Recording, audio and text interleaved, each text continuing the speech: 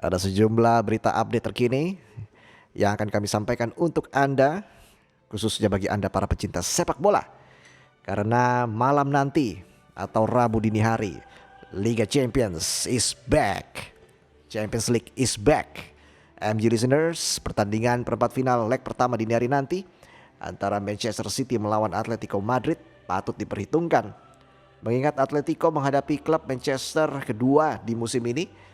Lalu bagaimana pelatih Diego Simeone menahan serangan di Citizens di Etihad Stadium, kandang Manchester City? Kita sudah tersambung dengan pengamat sepak bola Roni Panser Pangemanan. Bung Ropan, selamat pagi. Selamat pagi, Panser segala ya. Jadi Jerman sudah pasti juara Piala Dunia nih tahun ini. Pasti kalau itu pasti. Yang belum pasti Manchester City bisa juara Liga Champions ya, Bung Ropan ya. Ini soal mental, soal DNA. Oke. Sebelum kita lanjutkan obrolan kita bersama dengan Bung Ropan MG listeners, buat Anda yang ingin bergabung dengan kami untuk berkomentar terkait pertandingan dini hari nanti antara Manchester City melawan Atletico Madrid di kabin siar, dapat menghubungi kami di 021583999123 atau bisa melalui WhatsApp di nomor 0811936299. Saya ulangi 0811936299. Anda juga bisa berbagi atau memberi komentar lewat Instagram kami @mgradio_network. Bung Ropan. Ya. Jadi Manchester City belum pasti bisa juara Liga Champions Eropa untuk musim ini. Kenapa, Bung Ropan? Ya, kembali ke isi mental ya. Mental dari mereka punya kedalaman skuad oke. Tetapi kan berbeda atmosfer di IPL, di domestik dan di Eropa ini beda, dan itu sudah mereka lakukan dalam 4 musim terakhir bersama dengan Pep ya, dan Pep merasakan itu di musim lalu posisi mereka.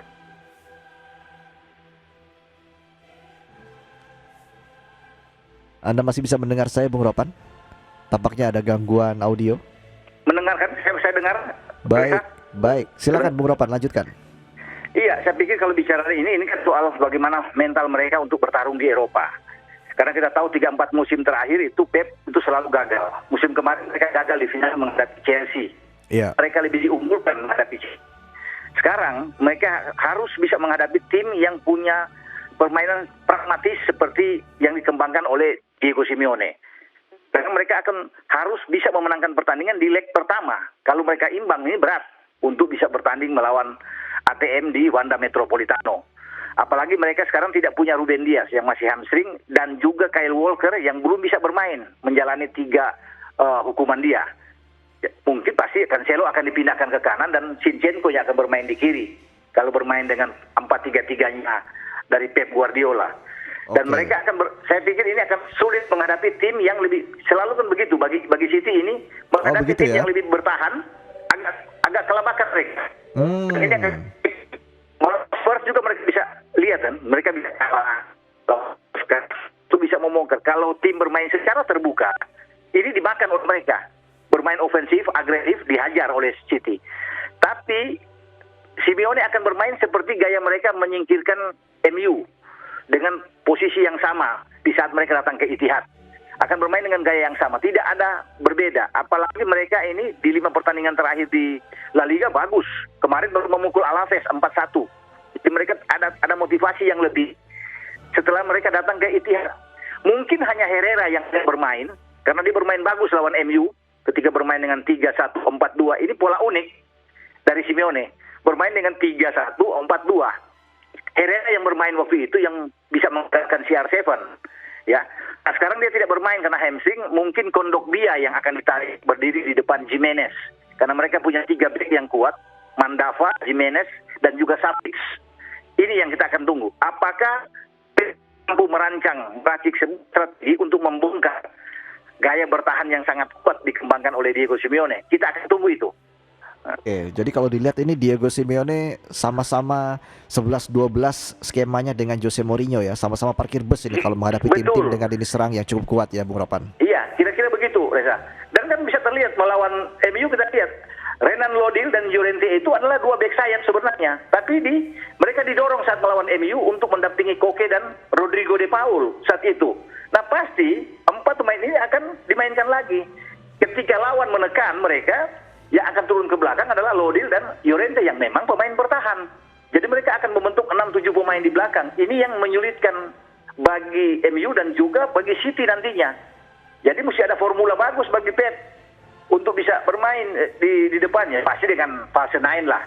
Cuma kita nggak tahu kan, apakah Sterling, Mahrez dan Foden akan dimainkan atau Grealish bersama dengan Gabriel Jesus yang dimainkan lebih awal. Semua tergantung dari Pep. Gitu. Baik. Tapi kalau kita lihat dari segi pengalamannya Pep Guardiola ini kan sudah sering bertemu Atletico ya sewaktu melatih Barcelona, Bayern Munchen. Ya. Jadi sebenarnya kalau dilihat ini Bung Ropan, apakah Pep ini dapat meredam atau bisa unggul di kandang sendiri ini sebelum melawat ke Metropolitano minggu depan? Iya, sejauh ini kan mereka sudah 3 kali bertemu ya, tapi dengan City baru pertama kali ini di Liga Champions. Dan Pep pernah merasakan kegagalan menghadapi Simeone bersama dengan Bayern Munchen di 2015-2016. Dan itu dimenangkan oleh ATM. Jadi saya pikir Simeone juga punya senjata. Karena saat itu Munchen lebih diunggulkan dengan Pep-nya. Tapi akhirnya Munchen bisa diredam oleh permainan pragmatis dengan counter attack dari ATM. Nah itu yang akan dibawa oleh Simeone ke Etihad. Nantinya akan bermain pada dini hari. Menghadapi ATM mereka akan bermain begitu. Mereka akan bermain dengan lebih menunggu. Karena ini memang karakter, cara bermain dari dari ATM untuk menghadapi tim-tim yang kuat seperti Manchester City ini. Mereka, Simeone tahu bahwa kekuatan mereka itu lebih bagus untuk counter attack dibandingkan dengan bermain melayani City secara terbuka atau jual beli serangan. Ini akan kalah. Mereka tidak sanggup. Walaupun mereka punya Joao Felix di depan dan Griezmann yang ada di depan, tapi ini tidak akan mendukung. Ya kita sudah lihat kan, kemarin baik bermain di kandang lawan MU draw, sebelum mereka menang 1-0 di Old Trafford. Mainnya hanya gitu-gitu aja, bertahan counter attack, gitu. Iya. Bung Ropan, ini menarik memang ya laga ini ya. Juara Liga Inggris menghadapi juara La Liga Spanyol begitu ya, Bung Ropan ya. Tapi kira-kira apa yang harus diwaspadai oleh Atletico Madrid dari kubu Manchester City? Walaupun kita tahu ya Manchester City punya lini serang yang luar biasa, tapi lebih dari itu apa ini Bung Ropan? Karena kan sebenarnya City lolos ke babak ini juga menyingkirkan tim yang kelasnya di bawahnya, begitu jauh di bawahnya Sporting Lisbon ya, dengan skor 5-0 begitu. Sementara Atletico menyingkirkan MU. Tapi apa yang harus diwaspadai dari Manchester City?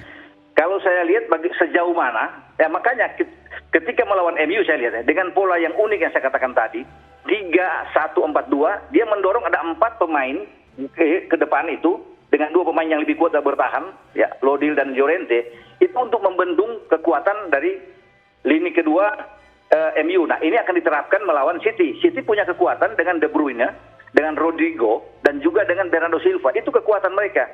Bukan melihat di sana ada Mahrez yang kuat, kemudian ada Sterling atau Foden, Jack Grealish, tapi sejauh mana Simeone ini bisa meredam, ya mempersempit ruang gerak dari Kevin De Bruyne yang bisa mengatur ritme permainan, termasuk Rodri di sana, Rodrigo, dan juga Bernardo Silva. Ini kekuatan mereka sambil mengawasi pergerakan yang ada di sisi flank karena mereka punya kekuatan dengan Cancelo-nya. Tapi kalau mereka sudah bisa meredam Kevin De Bruyne, ini akan jauh lebih bagus. Artinya serangan-serangan MU itu untuk ke depan itu akan berkurang karena sudah ditutup duluan. Pertarungan ini yang harus dilakukan oleh Koke. Koke fit atau enggak? Tergantung itu. Karena dia tidak bermain kemarin melawan Alaves. Posisi dia digantikan oleh Kondogbia di akhir pekan. Nah, kalau dia main saat ini dengan Rodrigo de Paul, ada Kondogbia, ini akan bagus. Mereka harus bisa menahan pergerakan dari Bernardo Silva, Rodrigo dan Kevin De Bruyne. Kalau saya lihat itu kuncinya di City. Kalau mereka mampu melakukan itu, bisa paling tidak untuk bisa menahan imbang City di Etihad, oke.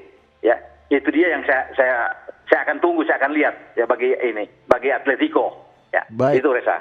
Menurut Anda Atletico akan fokus ke Kevin De Bruyne ya, tapi fakta di lapangan Bung Ropan ini justru asis terbanyak untuk Manchester City di Liga Champions musim ini lahir dari Joao Cancelo dengan 3 kali asis, dan juga gol terbanyak untuk Manchester City di Liga Champions musim ini jatuh kepada Riyad Mahrez dengan 6 gol. Ini tentu kalau kita lihat mungkin tidak bisa Atletico berfokus pada seorang Kevin De Bruyne saja.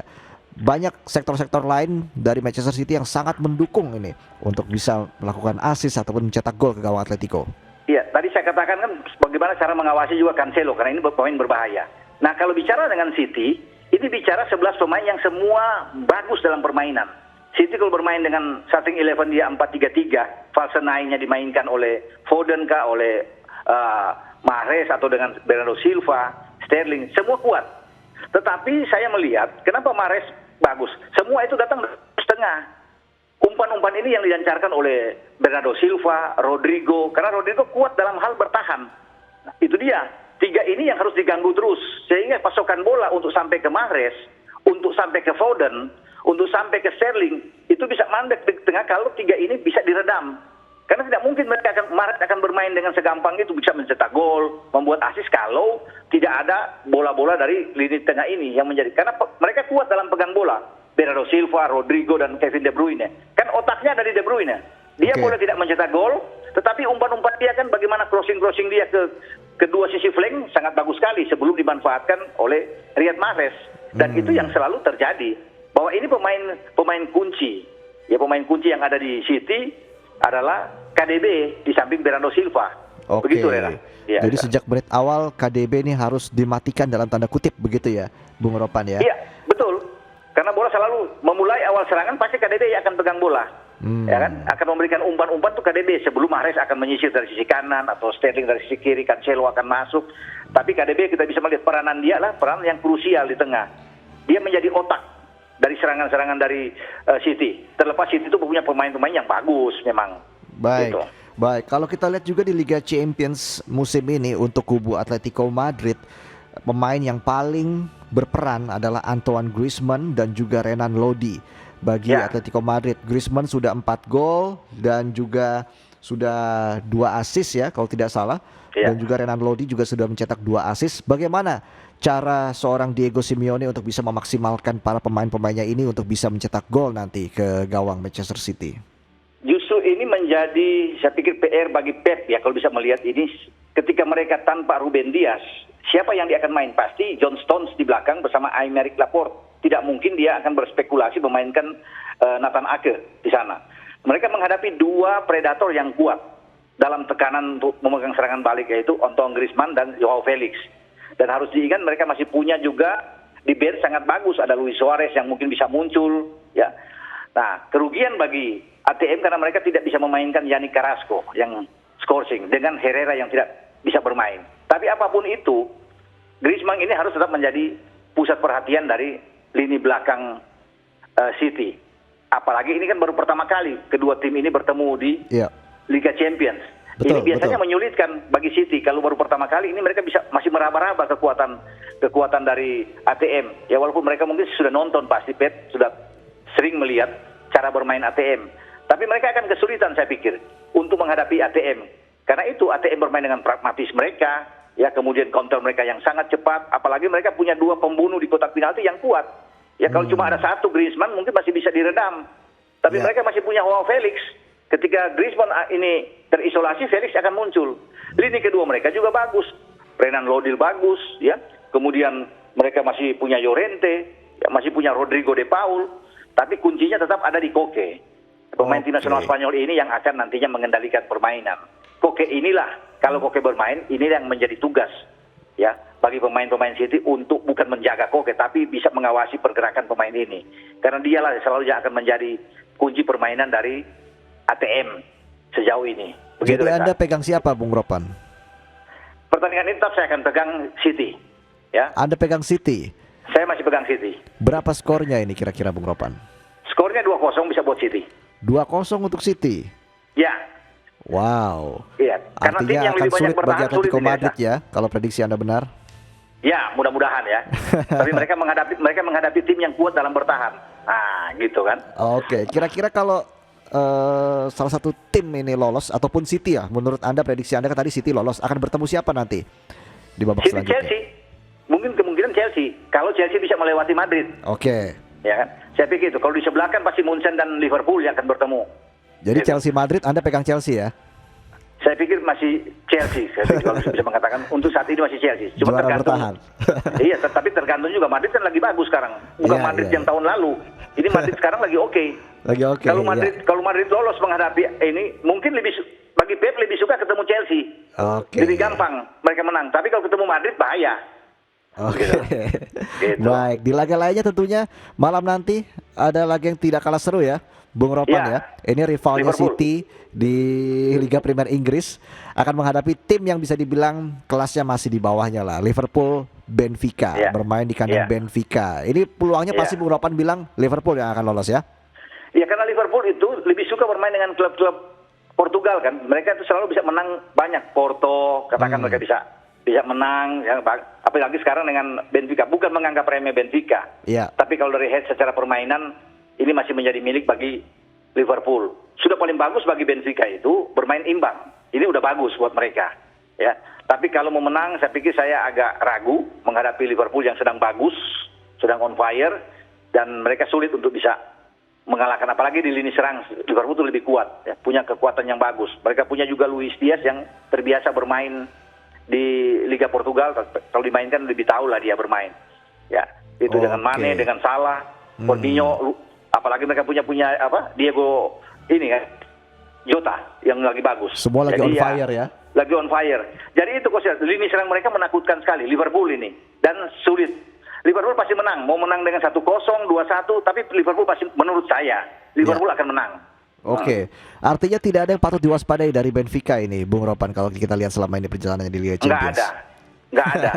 Liverpool kan akan bermain begitu. Tidak pernah Liverpool bermain dengan man to man, nggak ada. Mereka bermain dengan gegen pressing seperti biasa.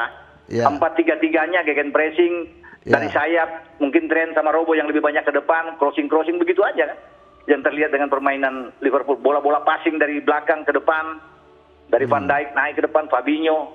Mereka akan begitu. Ini yang menyulitkan bagi klub-klub Portugal, termasuk Benfica. Mereka tidak cocok bermain dengan gaya yang dikembangkan oleh Jurgen Klopp bersama dengan Liverpoolnya. Gitu. Tapi kalau kita lihat dari pemain Benfica ini cukup menarik ya. Khususnya Darwin Nunes ini sudah mencetak 4 gol bagi Benfica sejauh ini. Dan juga assist datang dari Joe Mario dan juga Alejandro Grimaldo, sudah 2 assist ini. Bagaimana caranya agar para pemain Liverpool ini bisa meredam para pemain-pemain andalan dari para pemain Benfica ini, Bung Ropan? Sebenarnya kita tahu kan Liverpool ini bermain pasti dari awal sejak kick off ini langsung menekan. Nah dengan cara Liverpool ini itu akan membuat semua pemain-pemain dari Benfica itu pasti akan turun ke bawah. Mereka akan melancarkan serangan balik. Nah dalam serangan balik ini pasti hanya ada 1-2 pemain. Ini yang nantinya menyulitkan bagi Benfica di saat menghadapi Liverpool. Karena tekanan Liverpool itu pasti langsung mengendalikan permainan, ball position mereka ambil, tekan habis-habisan, ya membuat lawan itu bertahan, dan ini buat mereka. Apalagi kalau Liverpool bisa membuat gol pertama, udah berat buat Benfica. Jadi kalau Benfica ini ketemu dengan tim-tim yang kuat dari lini serang mereka, kelabakan mereka, itu yang terlihat mereka menghadapi Munchen juga tuh bisa di atas 3-4 gol mereka kalah. Jadi itu yang sulit selalu. Mereka harus berhadapan dengan tim yang seperti gaya mereka. Ketemu Porto, oke lah, mereka bisa bermain Sporting. Tapi dengan gaya Liverpool sama seperti Munchen atau City, itu selesai mereka, nggak bisa bikin apa-apa. Karena mau tidak mau mereka akan 8-9 pemain akan turun ke bawah. Ketika mereka merebut bola, mereka akan naik ke depan, tinggal 1-2 pemain. Nah ini yang sulit bagi Benfica untuk menghadapi Van Dijk yang kuat di belakang bersama Joe Matip, berat.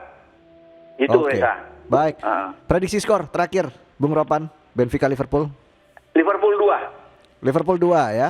Ya. Jadi tadi City 2-0. City 2 dan Liverpool 2. Wow, luar biasa ya. Ini kalau prediksinya tepat, Bung Ropan ya. Mudah-mudahan. ini kan sebuah prediksi saja. Mau salah berapa gol? Mau salah ini, Bung Ropan? Kalau lihat kemarin dia agak kurang bagus ya bermain kemarin ya. Walaupun mereka bisa menang melawan Watford, saya melihat kalau ini Jota yang akan membuat gol. Jota membuat gol. Jota membuat gol dan Mane kalau Mane dimainkan lebih awal ya. Oke, kalau City? Kalau City depan ini memang semua bisa membuat gol ini. City ya. Tetapi tetap ada di Mahrez lagi-lagi akan membuat gol bersama Raheem Sterling kalau nggak salah. Oke, baik. Nanti kita saksikan bersama ya, Bung Ropan. Terima kasih atas ulasannya, Bung Ropan. Salam sehat. Sehat selalu. Ya. Sukses selalu. Iya. Oke. Terima kasih, Roni Panser Pangemanan.